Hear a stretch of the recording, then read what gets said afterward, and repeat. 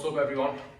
So I've been inspired to make this video over a post I made yesterday on Twitter about Deload Weeks and that you need to take Deload Weeks if you're training properly. Now there was a little bit of backlash from people, and I think it just comes from a lack of understanding on what deloads are, how you do them, and why a proper training plan has a deload in place. Now, anyone who says that they don't take deloads or they don't believe in deloads because they're not a pussy or anything like that, they're just basically talking shit. Send them to this video and I'll tell you exactly why you need to take deloads.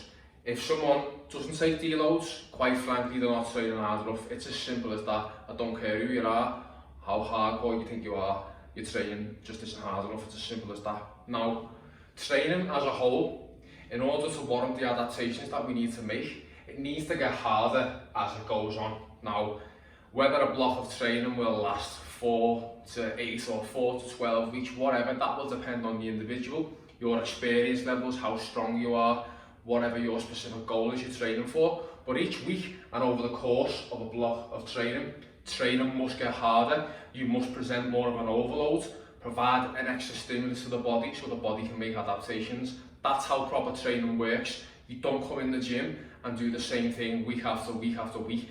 That's what these idiots who say they don't take deloads, that's what they do. They just come in each week and they fuck around. They don't have progressively overloaded training. They're just fucking wasting the time, and then they claim they don't need deloads, but then they're the ones who've got the same physique as they had last year. They're still fucking stuck deadlifting 3 plates. So, you know, don't listen to these fucking weirdos who are just talking out their ass basically, right? So, as I said, overloading training, it gets harder from week to week. Now, this is something I like to do myself and what I program with clients, right? Training will get harder, so week 1, we're going to start on the lower end of whether it be volume, intensity, or workload. And then it gets harder, we get to week 2, week 3, week 4, how many weeks we push. And we lead up to that penultimate week, so the last week before a deload is where our workload is at its highest.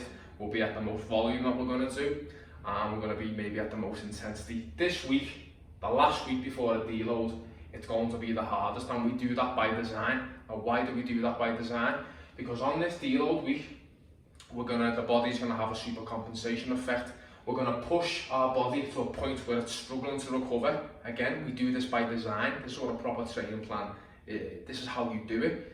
It's done by design. You push right to your very limits, and then you take a deload week, you pull back on volume and intensity and all that stuff, which I'll get into in a minute. And you let the body heal and super compensate, okay?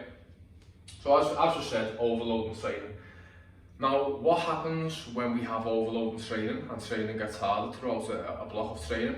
Something called cumulative fatigue. It builds up. Now, when you're presenting a progressive overload and a more difficult stimulus, that's what raises the fatigue. Again, going back to our example of the idiot who just comes in the gym and just does the same thing. Cumulative fatigue is probably not going to build as much with them because they're not pushing themselves, they're not presenting that overload. So this doesn't matter for them. But when we're training hard, okay, cumulative fatigue, it builds through a training block. Now, rest days and things like massages, whatever you want to do, sleep, recovery, that can only take care of so much cumulative fatigue. If we train 4 or 5 days a week and we have 2 or 3 rest days, that only takes care of so much fatigue. At some point, we need to just take a full back-off week, a full deload week, where we let everything heal. Things like the connective tissues, the joints, the nervous system. It's not just about the muscles, okay? You need to let your body be sensitized, and then we go again. It's smart training. It underpins everything to do with a smart training plan. You have a look at any successful training plan, they utilize deloads, okay? Cumulative fatigue is a big one. And another one that a lot of people don't really talk about as much, it's your anabolic and catabolic signaling pathways. Now, not to get too sciencey and start talking all this stuff, but you have mTOR and MPK. Now, mTOR is an anabolic pathway. Now, we need that in order to stimulate muscle growth, okay? It's like a dial, it's like a switch. So you want mTOR switched up, and you want AMPK, which is a catabolic signaling. We want that turned down, okay? As we get through a training block and training gets harder, cumulative fatigue rises, okay? What starts to happen is the mTOR signal, which is the anabolic pathway, that dial starts to get turned down, and then the catabolic signal of AMPK starts to be switched up and it takes over. So then your anabolic, catabolic signal pathways are out of whack because fatigue is getting too high. And again, this isn't a productive environment for overloading training. So we need to take that deload again to resensitize, okay? So that's the main reasons of why we're deloading, okay? Now, let's get into how do we deload, how do we work that into a training plan, because people always ask me this, people are always confused on how to deload, what should I do? So, how do we deload? Now, the number one rule of any deload is that we do not add fatigue on this week. Fatigue is at its highest here, so coming in the gym on this week, everything should be easy by design. This is not a week to start trying new exercises and adding fatigue, doing excessive cardio, all this type of stuff. This week should be extremely easy because we're trying to prioritise recovery, as recovery is number one. We must not add fatigue in this week, okay? So what do? We come in, deloads are easy by design, as I said. We're going to drop volume and intensity. Now you can drop just volume if you want to, or you can drop just intensity, or you can drop both. That's my preferred method. Now let's say, for example, on this last week, let's say you were doing 4 sets of 8 on squats with 70%, 75%. What you could do on your deload week, so you would go from 4 sets maybe to 2 sets, and you drop the load from maybe 70% to maybe 55%. So intensity has come down and your overall workload and volume has come down.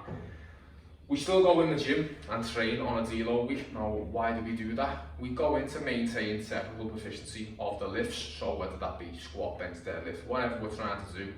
We maintain technical proficiency though, so then when we come back after this deload and we start week 1 of our new block of training, we're not feeling so rusty with the movements, and then we can get right back in and just start progressively overloading our training. We don't want to be starting off extremely rusty, still trying to learn the movements, and we're losing some of the adaptations that we built from the previous block. So maintaining the movements in while we're on a deload, we just keeping it in there, going in the gym, getting some fresh blood flow, maintaining that technical proficiency. It's a big thing. It's not a week just to sit on your arse all week and do absolutely nothing, okay?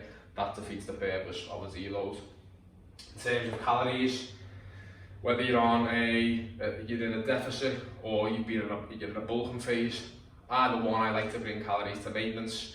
If you're in a deficit and you're being on a cut, bringing your calories to maintenance is just going to help with recovery and the mental benefits of it also. And if you're being on a bulking phase and you're eating in a slight surplus, maybe it's a smart move on your deload to come down to maintenance calories, because you're not going to be using the extra calories like you would be in a normal training week. So just to avoid any unwanted fat gain, it could be a good idea just to maybe bring your calories down to a little bit more of maintenance levels. Again, you don't have to do that. That's just a recommendation. But as I said, the main goal of the deload week is recovery.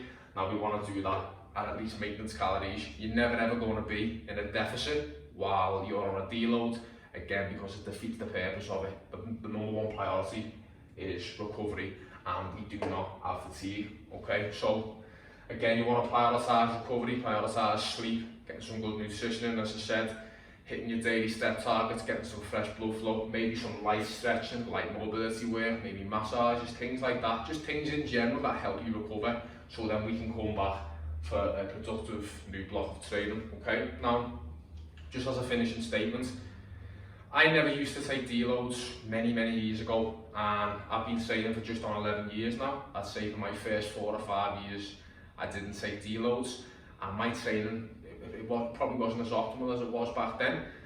But then when I really got into powerlifting about 4 or 5 years ago, and I started really implementing deloads, my training results just took off. I haven't had any injuries in the past 5 years, and I don't plan on getting any time soon. My training just keeps going from strength to strength. I keep getting bigger and stronger. I train for 4 to 6 weeks at a piece, then take a deload week, 4 to 6 weeks, deload week, and I just continue that pattern. But my training gets progressively difficult throughout the block, and it's just a way to do it. And I always say, anybody who doesn't take deloads, I just question their results. I'd like to see what gains in muscle mass and strength have you made over the last year or two, because I guarantee you've probably stayed the same and you haven't really done any sort of productive training. And that's the real truth, that the pill that they don't want to swallow. So make sure you're taking your deload weeks, that's the reason why. Any questions, just put them in the comments down below. Alright, I'll talk to you in the next one.